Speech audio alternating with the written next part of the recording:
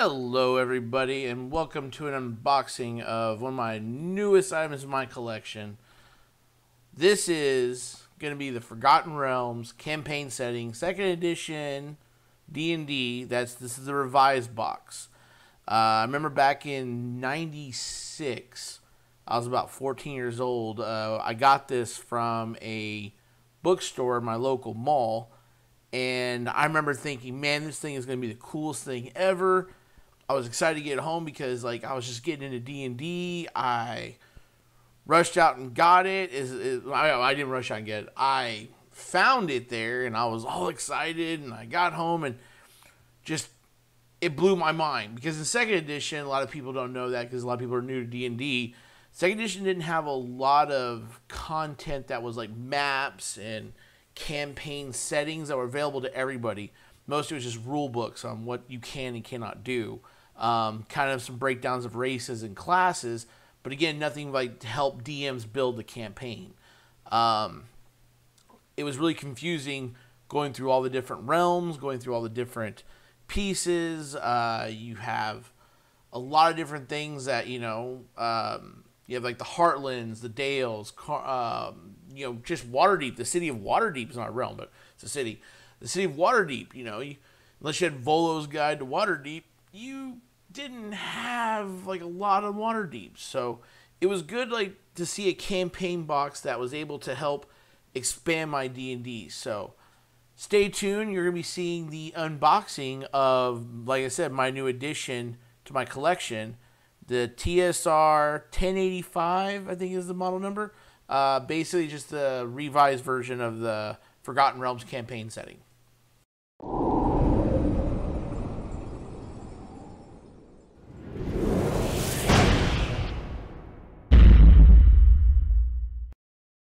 Okay, so basically a little history about this. This box was the revised version, kind of a change or addition to the Forgotten Realms box that was released in the late 80s, early 90s. This box was meant to help, like the previous version of the internet errata. You keep using the word. I don't think it means what you think it means. It allowed you to kind of expand on stuff they didn't have before. So I was really excited about this. I got it on eBay. Spent about $40-50. I will tell you right now, full disclosure, it's not complete. It's only missing one thing. It's missing the 8 pages, the Monster Manual companion stuff. So let's go ahead and look at this. So great cover art. I love 2nd edition. 2nd edition artwork. It's just the coolest thing in my opinion. You see Elminster in the front, and then the other two will probably flash up. Later of who they are, because I honestly don't remember their names. So we dive right in. These transparencies, now as a kid, as a teenager, man, I was excited. This is actually a movement transparency. So it was great when you put it on a map, you actually had movement and scales. So one of these tiles, 1.1 inches, was one of the 1.1 inches, little hexagons here, equaled 100 miles, and 1 inch was 90 miles. So it was really nice to kind of have how far you could travel, how long it took. Because again, 2nd edition versus 3.5 and 5th edition, movement was kind of hard. That's what she said. So you have 2 transparencies, so you can put them side by side, because this thing does come with some big colorful maps, which is really nice. So I'll set that to the side. These are going to be let me get this pulled up real fast. These are going to be the card sheets. The card sheets are going to be just kind of on the back, descriptors and badges of different factions and different cities and different organizations. Like you see, you have the Zent here. You're going to see different symbols. Again, different symbols and runes. Order of the Gauntlet.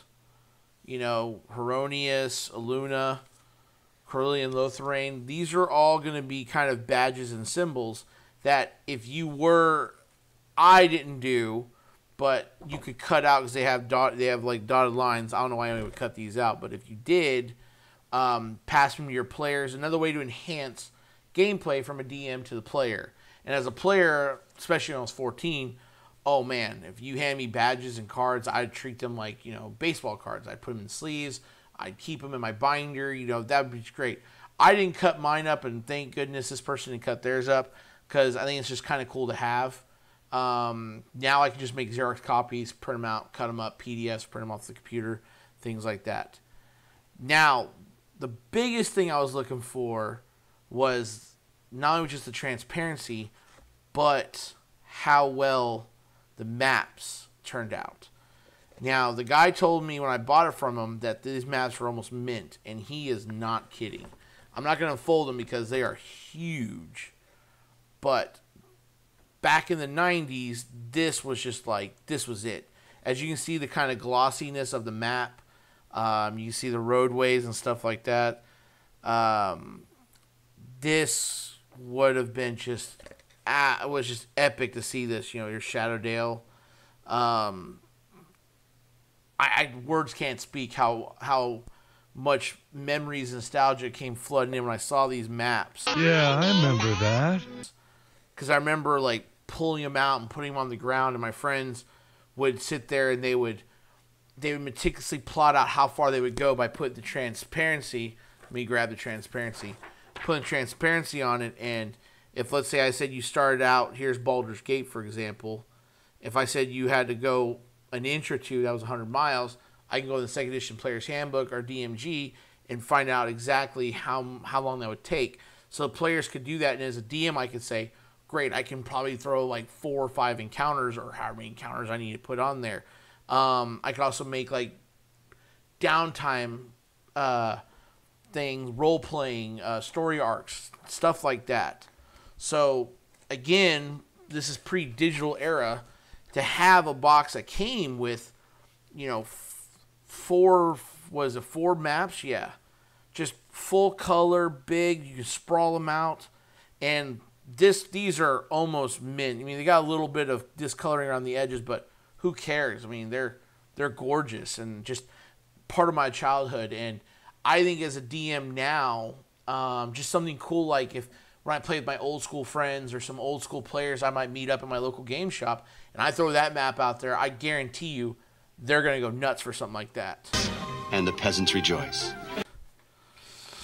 Then we're going to have, this is a 128-page book of the Grand Tour of the Realms. Again, Elminster. That guy right there. I've never been a gigantic fan of Drizzt. It's not true.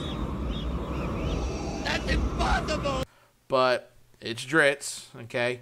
I will buy the statue from GameStop. That is a guarantee. But, I mean, I don't know much about Drizzt because I was never a huge fan of him. But the great thing is that this one also gave you kind of the background of other campaign expansions you'd be using. Again, pre-internet, this was pivotal in just making more extensive knowledge of your D&D realm. And I love how the artwork on the outside is. And it's kind of funny as I go back and see all these different pages. It's really cool to kind of see that old style art and things like that. So this is a book basically outlining, the Heartlands, Waterdeep.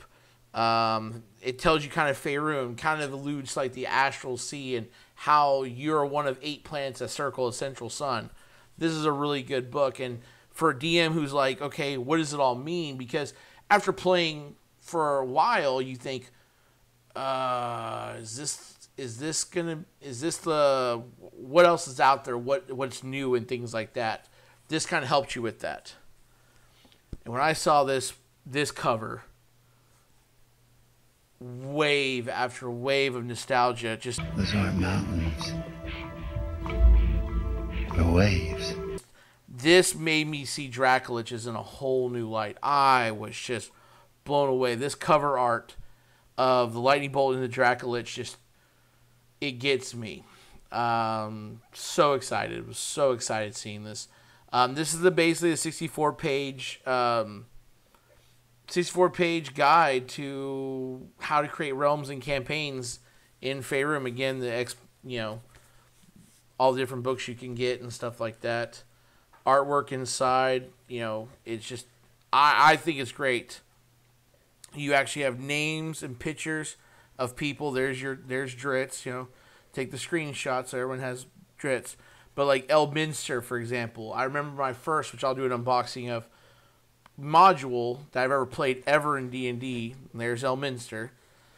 I remember running a mission for Elminster, transporting a basilisk. So that was kind of cool to see, like finally see Elminster and kind of a little bio on him and stuff. And even though, and years later, I would read Lord of the Rings and Elminster and Gandalf, play hat in hand. So yeah. Do not be too eager to deal out death and judgment. And then we have Shadowdale. Shadowdale is a 96-page book that's basically going to be more of like the town. This is going to be the most important town in Faerun. I'm not going to ruin it for you. Definitely look it up. Shadowdale is definitely a city you need to go to. I'll probably throw some like facts and stuff up there. Whatever. Maybe in the description. Not going to do it. Wouldn't be prudent at this juncture.